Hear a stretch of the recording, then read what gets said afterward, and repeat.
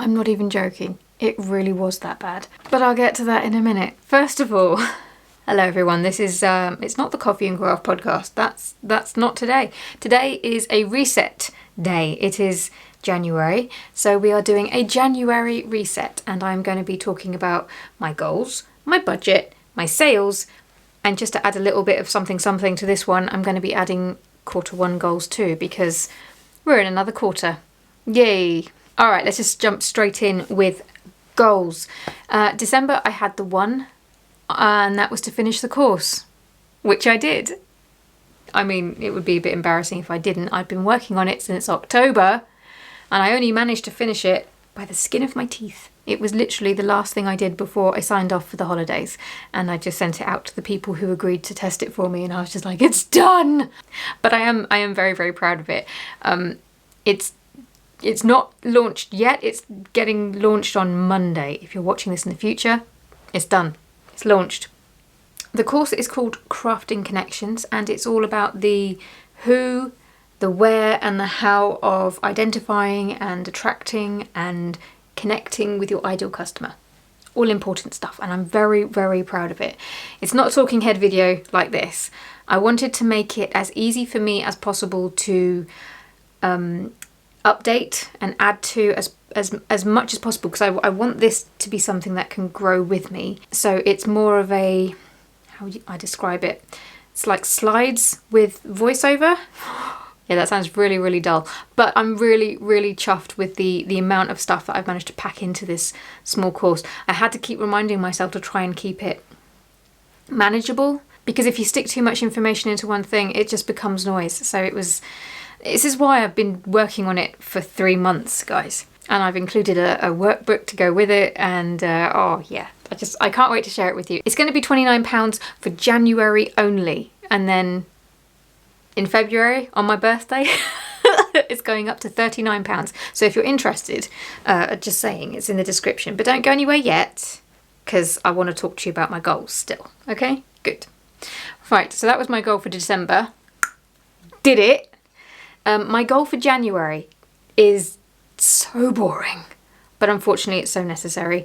I have to catch up with my bookkeeping, because I don't think I've done it since September. I don't think it's a coincidence that I stopped doing my monthly bookkeeping when I started buying presents for Christmas. Yes, I started in September. Shh. But yes, it was almost that classic. I knew I was spending a lot and I just didn't want to know about it. I didn't want to see it. I was like, la la la la la la la. So we're not going to talk about the state of my credit card bill right now. I will be reviewing that in January as I catch up with my bookkeeping. Wish me luck, I'm gonna need it. Okay, that's the goals, or goal for January. Budget. Well, December was as frugal as it could be. The monthly expenses were up a little bit because my annual subscription for my editing software was due, so it always goes up in December a little bit. But other than that, it was okay. So it was a pretty frugal month again, business-wise. It was everywhere else that was just having a mad one. Now, January is obviously going to be another frugal one, because February I'm going to review my packaging, I think, and no doubt I will probably have to buy some bits. So I imagine my spending will go up a little bit next month as a result of that. So to prepare for that, I want to try and have a leaner than usual January. And if it means that I can only spend the bare minimum on my monthly subscriptions, that would be brilliant. We shall see. Okay, so that's goals and budget. Now we go to sales. This is the interesting part. Who won out, website or Etsy? Well, my website. Just. Like I said, December was not good for sales, guys. It did win out in terms of sales and revenue and profit. But even, this is what worried me. This is what made me go, ooh. If you took the Etsy sales and my Shopify sales and you added them all up, it was still the worst December I've had since the early days of my business. Oh my gosh. To say that was uncomfortable when I looked at the figures was an understatement. I don't think I really noticed much at the time because I was focused so much on finishing the course. But after I got that off my plate and looked at how I'd done over the month, I was like, okay, I know I shut my shop about mid-December. I think it was the 13th. But even so, there were fewer sales and I had to really turn up the dial of me promoting it. I'm not brilliant at selling myself at the best of times, and so having to do that feels quite uncomfortable. But the fact that I had to do that for even fewer sales than usual, yeah, I'm not going to lie, felt pretty uncomfortable. I think one of the biggest problems I have at the moment is that I've got nothing to compare it to, nothing recent anyway. Last year here in the UK we had the postal strike, which meant that I pretty much shut my shop for the entirety of December because there was just no way anything was going to get anywhere. So I don't even have last year's figures to compare with.